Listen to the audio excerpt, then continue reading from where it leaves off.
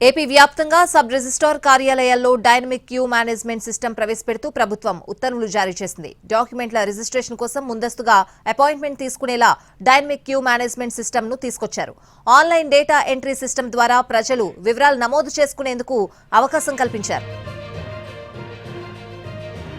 దీని ద్వారా డిజిటల్ గా రిజిస్ట్రేషన్ కోసం టోకెన్ తీసుకునే అవకాశం ఉంది. తద్వారా డాక్యుమెంట్ రిజిస్ట్రేషన్లు, వివాహ రిజిస్ట్రేషన్ లాంటి సేవలను ఎంపిక చేసుకునేందుకు వీలు కల్పించారు. ఈ వ్యవస్థ ద్వారా టోకెన్ తీసుకోగానే సబ్ రిజిస్ట్రార్ కు ప్రత్యేక క్యూఆర్ కోడ్ జనరేట్ అవుతుందని స్పష్టం చేశారు. స్లాట్ బుకింగ్ సేవలను ఉచితంగానే అందిస్తున్నట్లు స్పష్టం చేశారు. డైనమిక్ క్యూ మేనేజ్మెంట్ సిస్టమ్ ద్వారా నమోదైన స్లాట్లను రద్దు చేసుకుంటే ₹100, సమయం మార్పు చేస్తే ₹200 చెల్లించాలని ఉత్తర్వుల్లో పేర్కొన్నారు.